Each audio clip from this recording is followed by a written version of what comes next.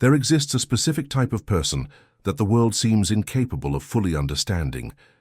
These are those who carry within themselves a kind of unsettling lucidity, a particular way of seeing existence that places them perpetually out of step with social expectations. You might recognize this feeling, that of being a stranger in your own world, of speaking a language that few can decipher, of carrying truths that seem too heavy to be shared in casual conversations. Albert Camus dedicated his entire work to exploring this singular human condition, this experience of being profoundly misunderstood not by defect, but by a more authentic way of existing.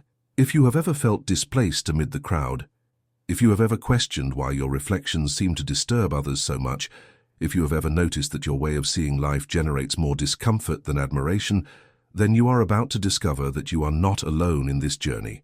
Today we will explore 5 fundamental characteristics of those whom the world can never fully understand, and perhaps you will finally comprehend why your existence seems to be a constant enigma to those around you. The first characteristic that profoundly marks these people is their capacity to see the absurd in existence without being paralyzed by it. While most people construct elaborate systems of meaning to make sense of life, those whom the world does not understand can look directly into the void and still choose to continue living. It is not pessimism, not destructive nihilism, but a peculiar form of existential courage that few can understand. They recognize that the human search for meaning constantly clashes with the silence of the universe, that our most fundamental questions about the purpose of existence may never find definitive answers. While others take refuge in religious, ideological, or philosophical certainties, these individuals embrace uncertainty as a natural condition of human experience. They do not flee from confrontation with the absurd. They do not build walls of illusions to protect themselves from the fundamental reality that we are conscious beings thrown into a universe apparently indifferent to our deepest needs. This capacity to sustain the absurd makes them incomprehensible to those who need categorical answers, belief systems that offer emotional security. When they express this view, when they speak about the possibility that life might not have a predetermined meaning, they cause immense discomfort in those who have deposited all their psychic stability in the belief that there exists some greater plan, some ultimate reason for our existence. The world does not understand how someone can live fully while recognizing the absurd, how it is possible to maintain passion for life, knowing that it may have no transcendent purpose. For Camus, this is precisely the greatness of the human being, our capacity to create value and beauty even while recognizing that the universe may be fundamentally devoid of intrinsic meaning. The second characteristic that makes them incomprehensible is their refusal to accept easy consolations or simplified explanations for the great dilemmas of existence. While society constantly offers ready-made answers to the fundamental anxieties of the human condition, these people keep their questions open, prefer to live in the tension of uncertainty rather than accept solutions that do not withstand more rigorous scrutiny. They are not content with ready-made phrases about the meaning of life. They are not satisfied with answers that work only as long as they are not questioned more deeply. This posture places them in constant friction with a world that values adherence to established belief systems, that rewards those who demonstrate certainty and confidence in their convictions. When everyone around embraces a cause, an ideology, an explanation for the mysteries of existence, they remain questioning, investigating, refusing to be carried away by the current of collective certainties.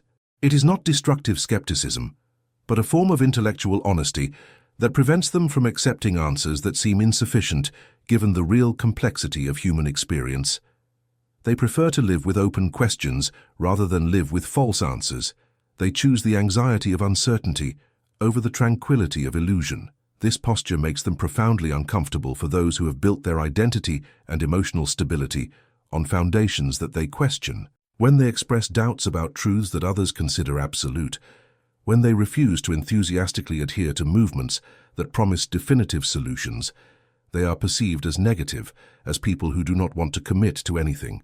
The world does not understand that their refusal is not born from intellectual laziness or lack of courage to take positions, but from a greater demand upon themselves, from a need for authenticity that does not allow accepting answers that do not hold up under rigorous analysis. For them, it is preferable to live with the tension of unresolved questions than with the false peace of inadequate answers. The third characteristic that marks them is their capacity to feel deeply the existential solitude without becoming bitter or resentful toward humanity. They recognize that each human being lives fundamentally alone with their most intimate experiences, that there exists a dimension of individual existence that remains incommunicable even in the closest relationships. This perception could lead to complete isolation or contempt for others, but in them it paradoxically generates a deeper form of compassion. They understand that all human beings share this condition of fundamental solitude, that all struggle with similar existential questions, even when they cannot articulate or consciously recognize them. While others deny or flee from this solitude through superficial relationships, compulsive activities, or excessive group identifications, these individuals learn to inhabit it without letting themselves be destroyed by it. They do not romanticize solitude, nor transform it into superiority, but recognize it as an inevitable dimension of human consciousness. This acceptance frees them from the desperate need for external approval, from the compulsion to mold themselves to others' expectations to avoid confrontation with their own singularity. They can establish genuine connections with others precisely because they do not depend on these connections to escape from themselves. The world does not understand how someone can accept existential solitude without becoming antisocial, how it is possible to recognize the fundamental separation between consciousnesses and still deeply value human relationships. For them, it is precisely because they recognize fundamental solitude that they can truly appreciate moments of real connection, those rare instants when two consciousnesses genuinely touch despite the separation that defines them. This understanding makes them capable of more authentic relationships, free from the impossible expectation that the other can completely fill the existential void that inhabits each individual consciousness. We now arrive at a crucial point in this reflection, and I need to ask you directly, you who are watching, have you already recognized yourself in any of these characteristics? Have you felt this sensation of being misunderstood, not for being different, but for seeing aspects of reality that others prefer to ignore? If this resonates with your experience, leave in the comments a simple phrase, "I feel this too." It is not necessary to explain your experience in detail, just this confirmation is sufficient. Knowing that you are not alone in this perception can be profoundly liberating, and your sincere response can help other people who go through the same experience to feel less isolated in their existential reflections. The fourth characteristic that distinguishes them is their peculiar relationship with time and with the idea of progress. While modern society is obsessively focused on the future, on the idea that we inevitably walk towards some better state of human existence, these people maintain an acute awareness of the cyclical and fundamental repetitive nature of human experience. They perceive that the same existential dilemmas, the same passions, the same internal conflicts that moved human beings thousands of years ago continue present today, only disguised with different technological and cultural garments. They are not pessimistic about technical or scientific progress, but maintain a healthy skepticism about the idea that these advances can resolve the fundamental questions of the human condition. They recognize that each generation needs to confront again the same existential mysteries, that there exists no definitive solution to problems that are born from the very nature of human consciousness.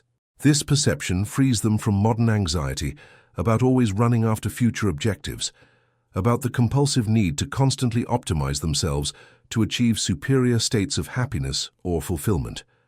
They can inhabit the present with more fullness because they are not constantly projecting their satisfaction to some future moment when they will finally have resolved all their internal dilemmas.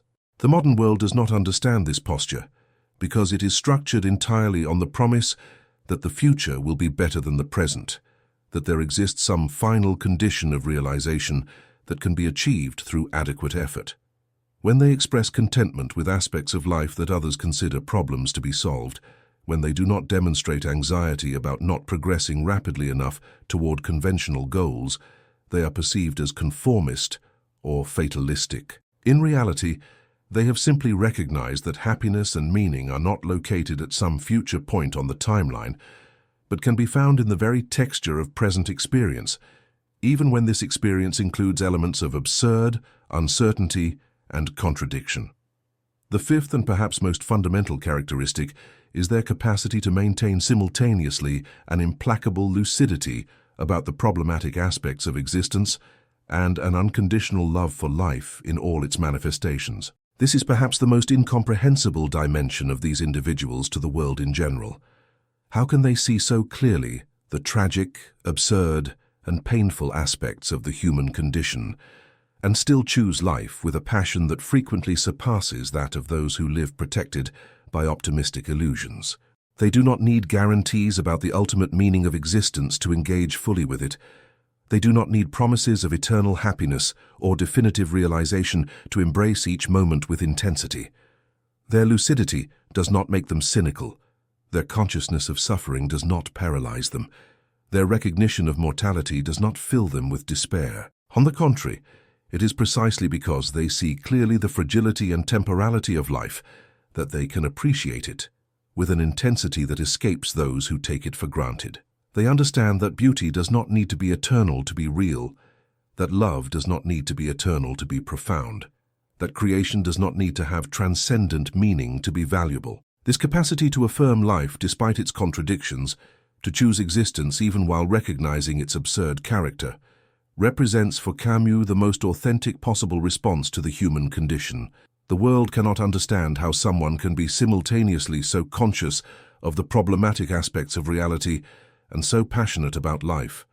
For most people, it seems there should exist a direct correlation between lucidity and despair, between consciousness and pessimism.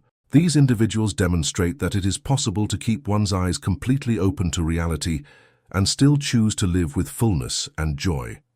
They do not deny suffering nor romanticize difficulty, but they have discovered that clear consciousness of the human condition can be liberating instead of oppressive, can generate compassion instead of bitterness, can inspire creation instead of destruction. These 5 characteristics interweave in complex ways in the lived experience of these individuals, creating a particular form of being in the world that remains fundamentally incomprehensible to those who do not share this existential perspective. They carry a kind of double consciousness. They can participate in normal activities of social life.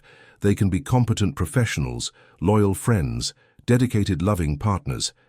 But they always maintain a dimension of their experience that remains irreducible to conventional explanations about what it means to live well. They are not outsiders by choice, but they discover that their particular form of lucidity inevitably places them in a position of marginality in relation to collective certainties. They can function perfectly within established social systems, but they can never completely identify with them. They always maintain a critical reserve that prevents them from totally adhering to dominant narratives about success, happiness, progress, or meaning. This position is simultaneously liberating and isolating.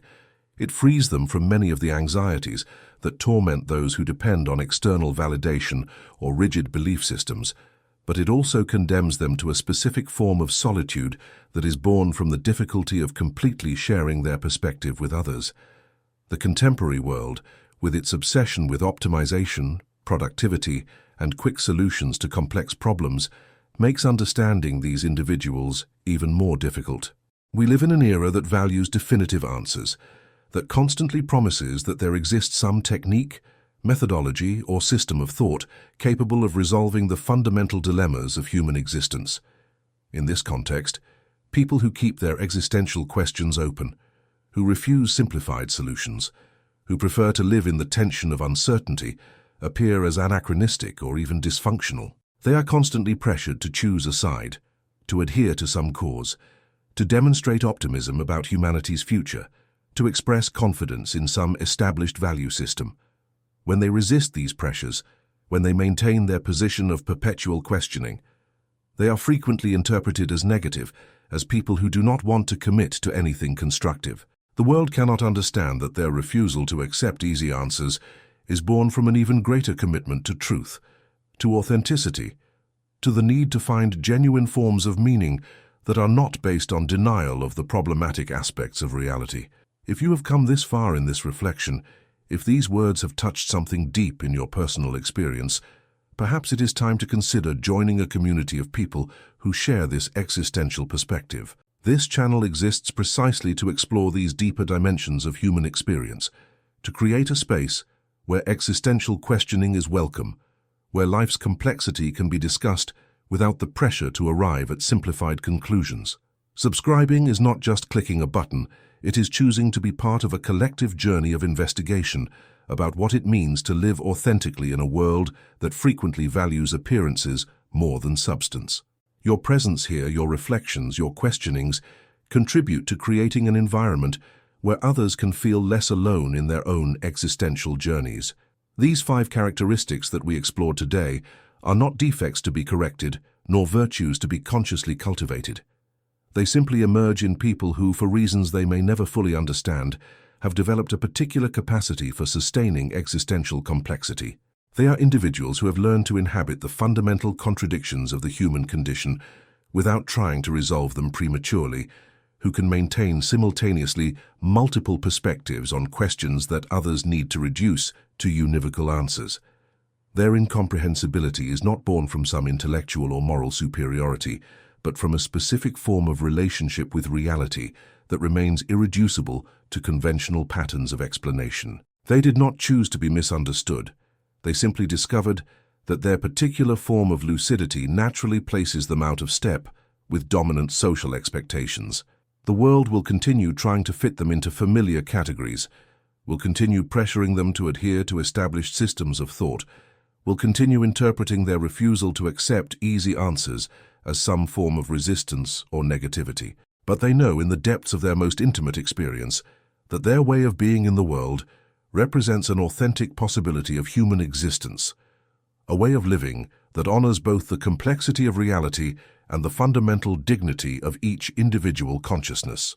For Camus, these individuals represent the highest possibility of human response to the absurd, not the denial of existence's contradictions, not flight to illusory consolations, but the courageous affirmation of life in all its complexity, beauty, and simultaneous tragedy. They are the true absurd heroes, those who can say yes to existence even while recognizing that it may not make ultimate sense, those who choose to create meaning and beauty precisely because the universe may be silent before our most fundamental questions.